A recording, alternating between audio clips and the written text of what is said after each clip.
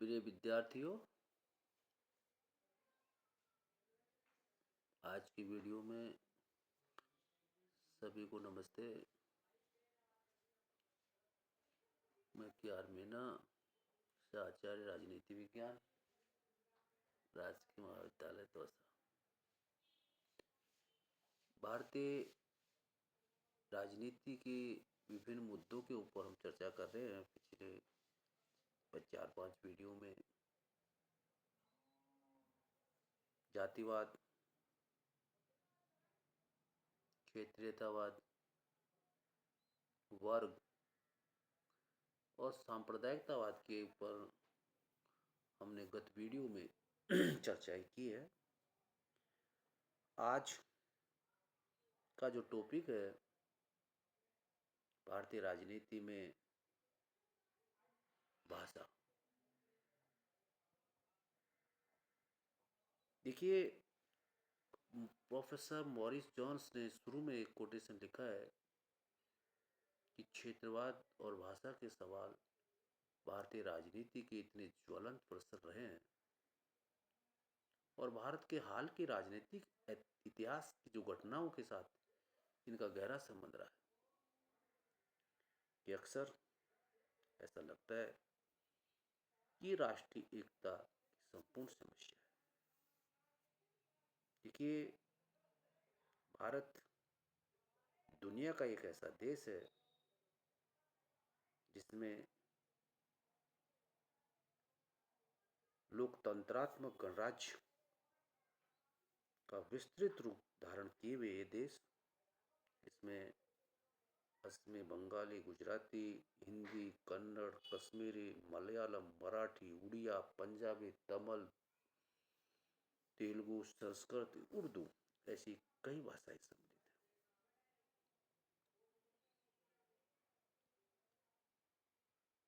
अतः भारत में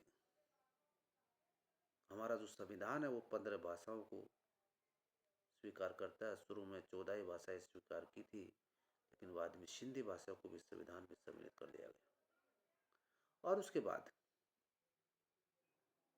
संविधान में संशोधन करके कोंकणी, मणिपुरी, नेपाली को भी सम्मिलित कर लिया और फिर 92वां संविधान संशोधन हुआ। उसमें बोंदो, डोंगरी, मैथिली और संथाली को भी सम्मिलित कर लिया। भौगोलिक दृष्टि से भारत के पूर्वी तट की 4 भाषाएं तमिल, तेलुगु, उड़िया और बंगला, पश्चिमी तट की 4 भाषाएं मलयालम, कन्नड़, मराठी और गुजराती, ठेठ उत्तर में कश्मीरी और उत्तर पश्चिम में पंजाबी और मध्य क्षेत्र की भाषा हिंदी है। हिंदी से जो संबंधित राज्य हैं, हरियाणा, राजस्थान, बिहार, मध्य प्रदेश, उत्तर प्रदेश, हिमाचल प्रदेश, केंद्र शासित प्रदेश दिल्ली जो आज स्टेट है, चंडीगढ़,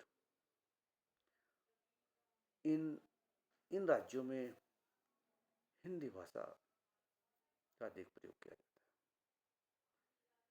देखिए, भाषा की विविधता भारतीय समाज की विलक्षणता है और भिन्न भिन्न क्षेत्रों की जनता भिन्न भिन्न भाषा बोलती है।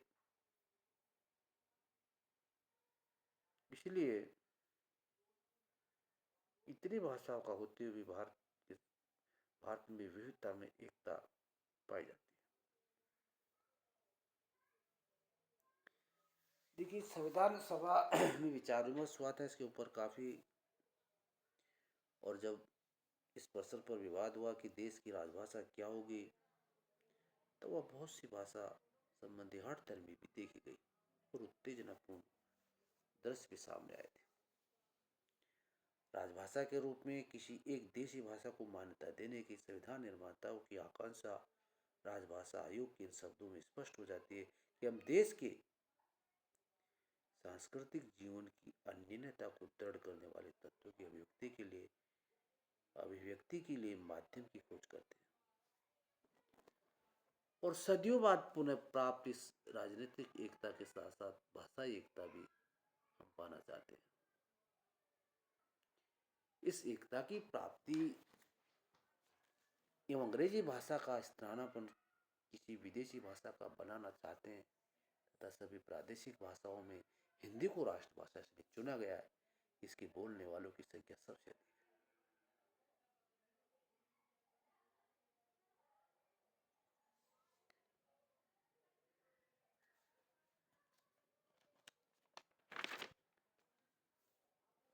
भारत में राजनीति और भाषा की अंतःक्रिया।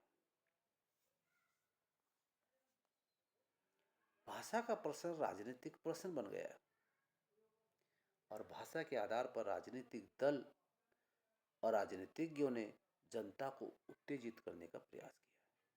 कभी कभी तो ऐसे लगने लगता है कि इस कई भाषा का सवाल हमारी राष्ट्रीय एकता को खंडित न कर दे।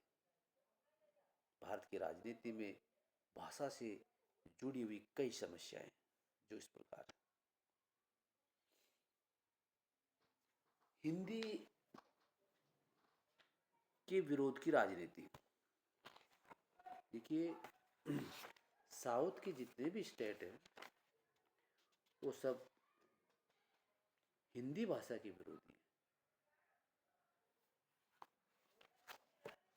राष्ट्रपति द्वारा नियुक्त आयोग के बांग्ला तथा तमिल भाषी सदस्यों डॉक्टर सुनीति कुमार चटर्जी और डॉक्टर सुब्बा नारायण ने अपनी विमत टिप्पणी में समन्वयता और मेलजोल के दृष्टिकोण से अत्यंत दूर के विचार प्रकट किए। इनका यह दृष्टिकोण था कि अंग्रेजी के स्थान पर हिंदी को स्थापित किया जाए। हिंदी भाषी जनता पर हिंदी थोपना होगा और इससे सार्वजनिक जीवन अस्त व्यस्त हो जाएगा। इन दोनों का यह दृढ़ मत था कि जब तक सरकारी भाषा अथवा हिंदी पूर्णतः विकसित नहीं की जाती तब तक अंग्रेजी भाषा का ही प्रयोग किया जाना चाहिए। इस प्रकार की इनकी अभिव्यक्ति थी और इस तरीके का ये प्रयास करना चाहते थे। उसके बाद भाषाई आधारों पर राज्यों का निर्माण हुआ, राज्यों का गठन हुआ। जैसे भाषावार राज्यों के पुनर्गठन की समस्या भारत में जितनी गंभीर रही है उतनी नवोदित स्वतंत्र राष्ट्रों में संभवतः अन्य कहीं नहीं रही है। स्वाधीनता के कुछ समय से ही इस बात पर विशेष जोरदार राजनीतिक दबाव दिए जाने लगे थे और भारत के राज्यों की सीमाएं भाषाओं के आधार पर बनाई जाए।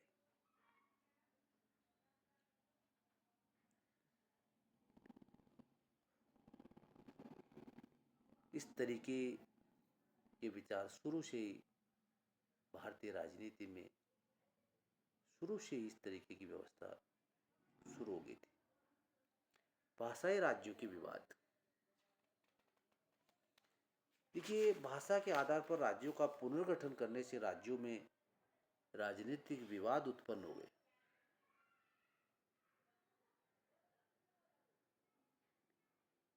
भारत में इस भाषा की राजनीति और राजनीति की भाषा परस्पर पर्याय बन गई। महाराष्ट्र और कर्नाटक की सीमा पर बेलगांव और अन्य राज्य क्षेत्रों के विवाद के रूप में चली और कई राज्यों में भाषाई विवाद को लेकर आपस में तनाव और टकराव चलता रहा और भाषाई आधार पर कई आंदोलन चले और वो आंदोलनों के कारण कई राज्यों का गठन हुआ। भाषा के आधार पर उत्तर और दक्षिण भारत की संकुचित भावनाएं। देखिए, भाषा के आधार पर भारत में उत्तर और दक्षिण भारत की संकुचित मनोवृत्तियां पनपने लगी।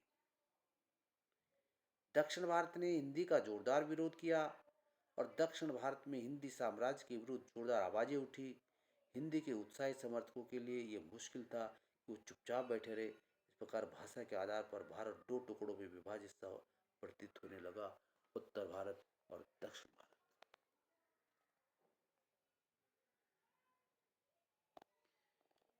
भाषा के आधार पर राजनीति में नए दबाव गुटों का उदय हुआ।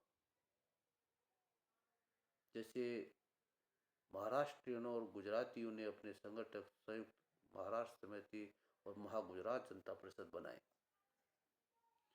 और लगभग पूरी तरीके से राजनीतिक पार्टियों की उन्होंने जगह ले ली। शुरू में वामपंथी लोग थे, लेकिन जल्दी इन्हें गए राजनीतिक लोगों का समर्थन प्राप्त हो।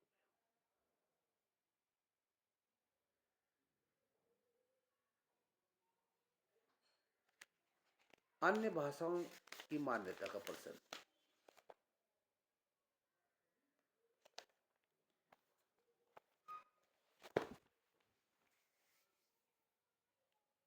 जैसे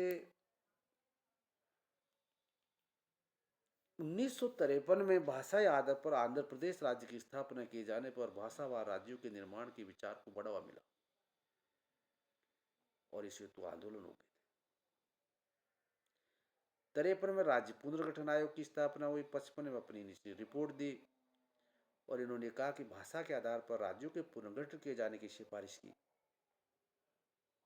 60 में बंबई को 2 राज्यों में विभाजित कर दिया, महाराष्ट्र और गुजरात, और 66 में पंजाब को हरियाणा और हिमाचल प्रदेश में विभाजित कर दिया और 1963 में नागालैंड और मेघालय को अलग राज्य बना दिया गया और 1972 में उत्तर पूर्व का बड़े पैमाने पर पुनर्गठन कर दिया। भाषा आधार पर गठित राज्यों के अल्पसंख्यकों की समस्याएं बढ़ने लगी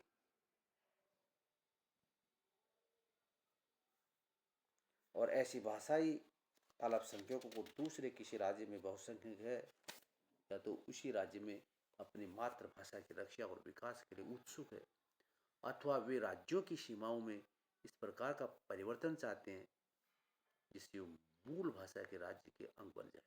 असम तथा पंजाब में आंदोलन इसी के परिणाम रहे। ये अल्पसंख्यक भाषाई समुदाय अपने अस्तित्व को बनाए रखने और क्षेत्र की बहुसंख्यक वर्ग में समा जाने की भय को समाप्त करने की भावना प्रज्वलित करते रहते हैं। भारतीय राजनीति में भाषागत दबाव गुटों का भी उदय हुआ है, जिनको फ्रेजर ग्रुप कहा जाता है, और इनका भी उद्देश्य भाषा को लेकर भारतीय राजनीति के ऊपर समय समय पर दबाव बनाते रहते हैं। समय समय पर देश में कुछ अन्य क्षेत्रीय भाषाओं को मान्यता देने के लिए आंदोलन होते रहे हैं। राजस्थान में राजस्थानी के लिए मांग लंबे समय से चली आ रही है। ब्रज, मैथिली, संथाली, छत्तीसगढ़ी आदि भाषाओं को मान्यता का प्रश्न समय समय पर जब भी संसद के सत्र होते हैं इनकी मांग उठती रहती है और राजनीतिक दल चुनावी राजनीतिक लाभ के लिए उर्दू भाषा के प्रश्न को भी समय समय पर चुनावी मुद्दा बनाकर उठाते आए।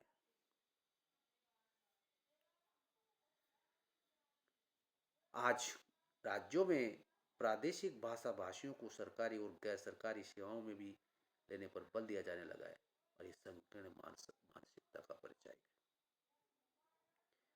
भाषा के प्रश्न पर उत्तर भारत के राज्यों में अंग्रेजी के विरोध तथा दक्षिण भारत के राज्यों में हिंदी विरोधी की राजनीति ने राजनीतिक तनाव पैदा कर दिया है। यह हिंदी भाषी क्षेत्रों में हिंदी को लागू करने के लिए हिंदी साम्राज्यवाद की संज्ञा दी गई है। तमिलनाडु में हिंदी विरोध की राजनीति तमिलनाडु की राजनीति का प्रमुख आधार बना हुआ है।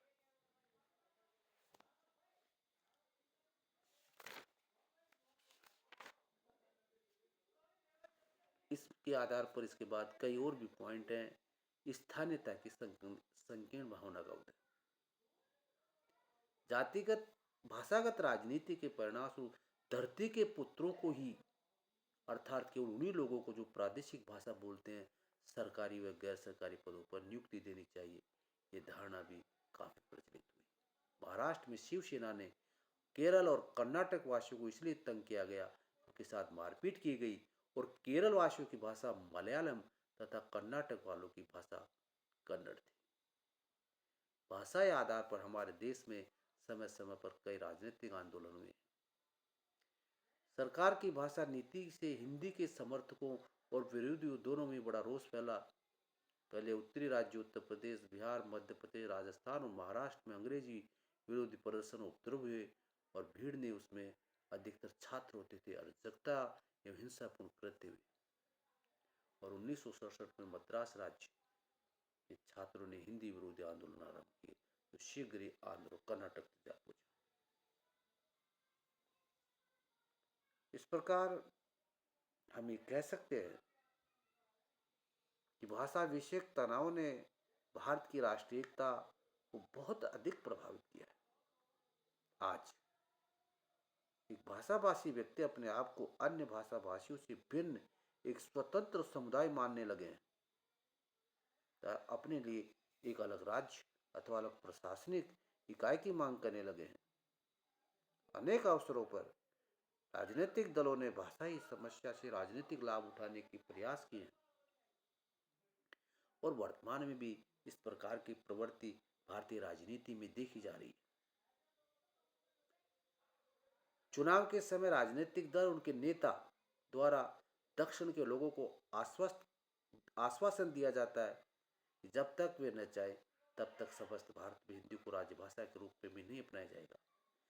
अल्पसंख्यकों वर्ग के मत प्राप्त करने के लिए किन्हीं राज्यों में उर्दू को दूसरी भाषा और किन्हीं राज्यों में तीसरी भाषा के रूप में अपनाने की बात कही जाती है।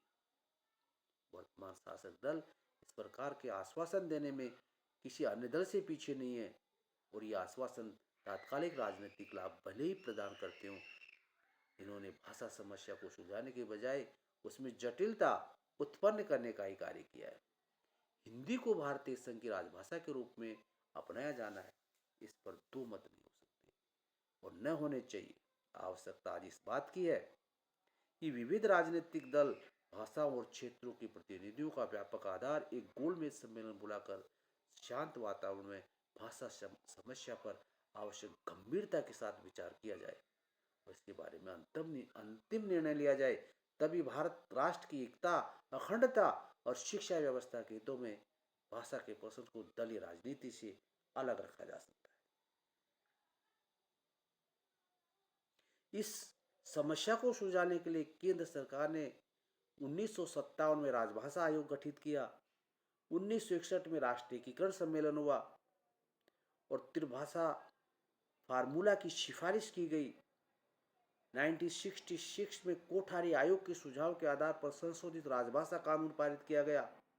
इसके अनुसार केंद्र तथा राज्यों में हिंदी के साथ साथ अंग्रेजी को भी जारी रखा गया है।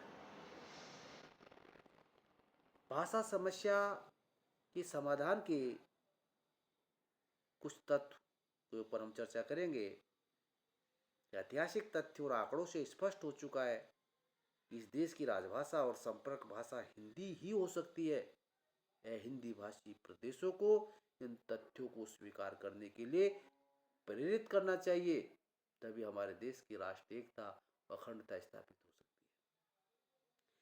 हिंदी भाषी लोगों को हिंदी भाषी लोगों की कठिनाइयों की ओर पर्याप्त ध्यान देना चाहिए और दोनों ही पक्षों को भाषाई उग्रता से बचना चाहिए। प्रांतीय शासन और सभी स्तरों पर शिक्षा का माध्यम प्रादेशिक भाषाओं को बनाया जाना चाहिए। इस हेतु प्रादेशिक भाषाओं के विकास के लिए पर्याप्त ध्यान देना चाहिए। हिंदी भाषा को सरल और लोकप्रिय बनाने के लिए ठोस रचनात्मक कार्य करना चाहिए। इस हेतु सरल हिंदी में मूल पुस्तकें लिखी जाएं और उपयोगी पुस्तकों का अनुवाद किया जाए और कम से कम मूल्य में उन्हें हिंदी भाषाओं में वितरित किया जाए। अंग्रेजी का प्रयोग सीमित किया जाए परंतु उसे समूल नष्ट नहीं किया जाना चाहिए। त्रिभाषा सूत्र का पूर्ण निष्ठा से लागू किया जाए। शैक्षणिक भ्रमण, व्याख्यान और सांस्कृतिक कार्यक्रमों के माध्यम से भारतीय भाषाओं में निकट संपर्क स्थापित किया जाए। अंत में भाषा को राजनीतिक स्वार्थों की पूर्ति का माध्यम बनने से रोका जाना चाहिए। इस प्रकार भाषा ने क्षेत्रीयता, पृथकता तथा राष्ट्रीय एकता को खतरा पैदा कर दिया है।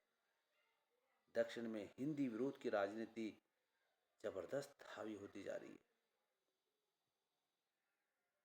अतः हम कह सकते हैं आवश्यकता आज इस बात की है